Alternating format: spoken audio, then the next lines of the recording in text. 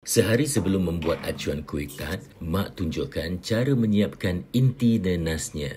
Beliau memilih nenas Sarawak kerana isinya banyak. Ini satu biji banyak. Nanas Sarawak. So, satu biji ni jadi gini. Mak menggunakan 5 biji nenas, tapi untuk demonstrasi kami gunakan sebiji sahaja. Mula-mula anda masukkan gula sebanyak 3 suku cawan. Jangan banyak-banyak gula, nanti intinya keras. Jika anda menggunakan 5 biji nenas, jumlah gulanya sekitar 3 cawan. Kemudian tuang sedikit air dan masak gulanya. Jika anda ingin warnanya kekuningan, anda boleh meletakkan pewarna. Dan bila gulanya sudah mendidih, barulah masukkan nenas yang sudah diparut dan ditos airnya.